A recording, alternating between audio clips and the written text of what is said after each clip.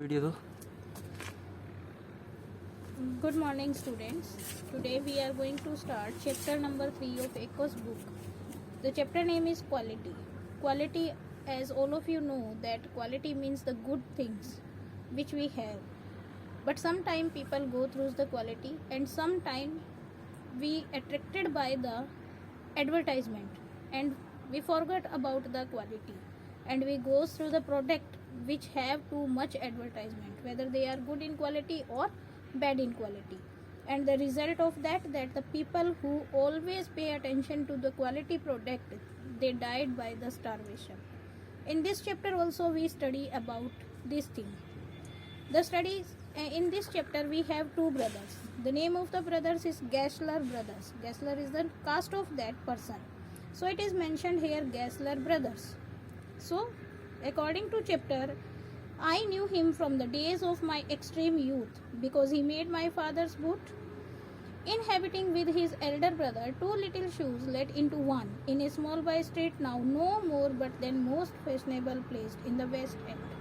These words are spoken by the writer himself, by the narrator John Galsworth.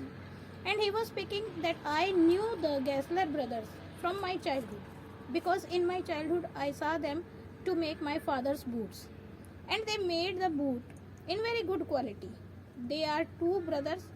The elder brother who has little shop, and they have two little shops in one shop, means the one shop was there and they had divided it into two parts, so it becomes two little shops, and they do their work there only.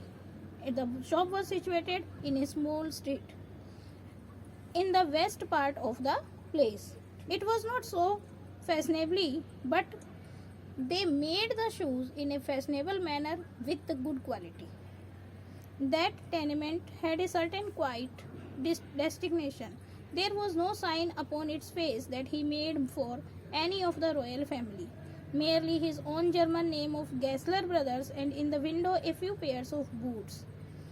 The narrator told us that they make the boots for each and every person, whether they are rich or they are poor. They made the shoes for the royal families also, but they never show proud on their face that they are working for the royal persons. They are working for the royal families. Even their name is also of the German, Gessler brothers, and they also have some royal boots pairs in the window pane. But in the window pane means they show the pairs, beautiful pairs, royal pairs of shoes in the window, in the glass pane, so that the people who cross from there, they can saw the beautiful shoes. But then also they have no proud of it on their faces. I remember that it always troubled me to account for those unwearing boots in the window, for he made only what was ordered, reaching nothing down, and it seemed so inconceivable that what he made could ever have failed to fit. Some people ordered them to make that type of boots, royal type of boots, but they had not taken that boots, and what was the reason? They said that it is not fit to us. But the narrator said us that I am very shocked when I saw that their person, they never had this type of problem. The people are telling that they are not fit in their shoes. How it is possible? The boots are still there in the window. It is very painful to me when I saw that pairs.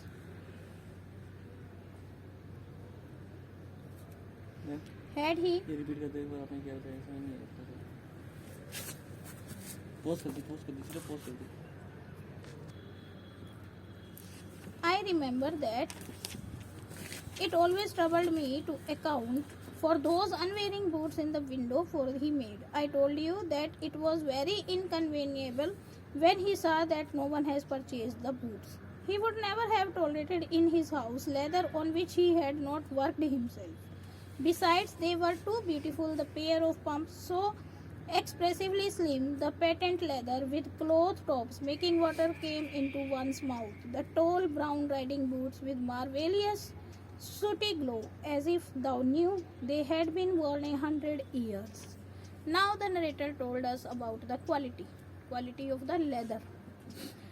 He said that they had never have the leather in his house or shop which they had not checked, on which they had not worked. And he told that there was a very beautiful pair of slim leather shoes. And second, they have the pair of expensive boots that if anybody saw that the water came into their mouth, means they wanted to purchase immediately. This type of pair also they have. And they have the leather with cloth top. At the leather they have a cloth, so that if the water came into, it will not wet the shoes.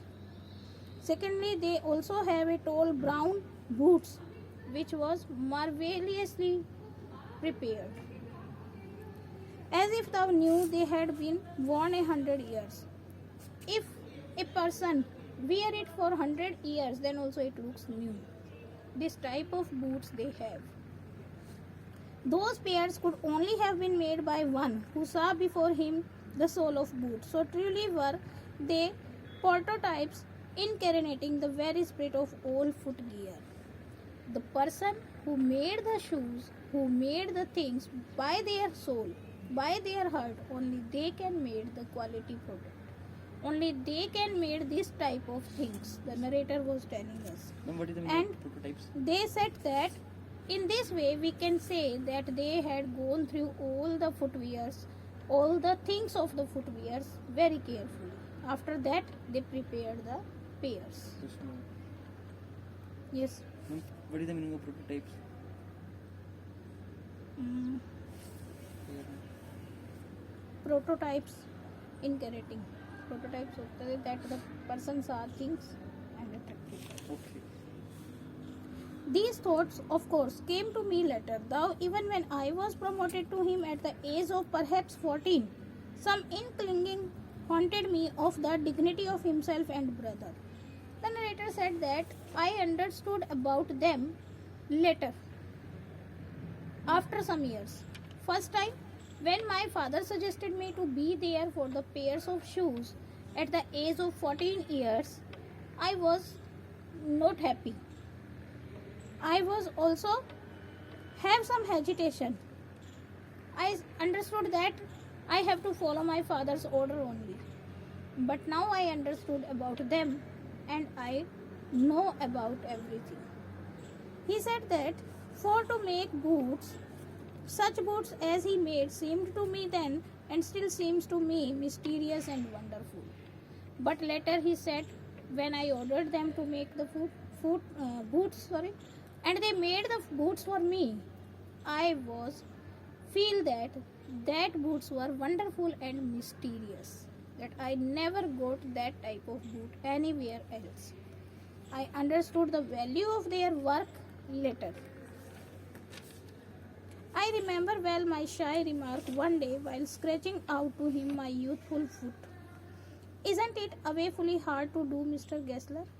The narrator said that I remember very well that one day I went to their shop and they were taking the size of my boot. I stretched out my feet so that they can take the size. At that time I asked them one question, and now when I remember about that question I feel shy. I asked them that, isn't it hard for you to do all these things, Mr. Gessler? And his answer, given with a sudden smile from out of the sardonic redness of his beard, it is an art. He said that when I asked this question, he replied me in a very beautiful manner. He spoke that it is an art, means to make the boots of various types is an art. Himself he was a little, as if made from leather, with his yellow crinkly face and crinkly reddish hair and beard, and neat folds lenting down his cheeks to the corners of his mouth, and his guttural and one-toned voice, for leather is a sardonic substance and stiff and slow of purpose. He said that in this paragraph, the narrator described about the physical description of Gessler, Mr. Gessler. He saw that he himself was also looking that little bit he made by the leather.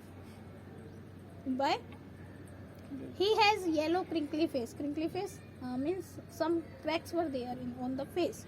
And he said that his hair was reddish. Reddish means brown, little bit brown. And beard also little bit brown.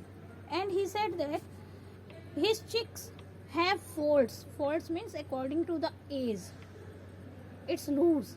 So it has folds at the corner of the mouth. And he said that he has guttural voice, not one toned voice. Guttural voice means you had heard sometime when old people speak, some words of their voice we can't able to understand because they speak it into the mouth only.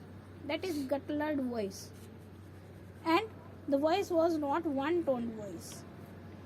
The leather is the substance which is very slow. Very rarely it come in the work. And that was the character of his face, save that his eyes, which were grey-blue, had in them the simple gravity of one secretly posed by the idol. They said that this was the face of Mr. Gessler. Only the eyes were saved. Why? Because in their eyes they have some secrets.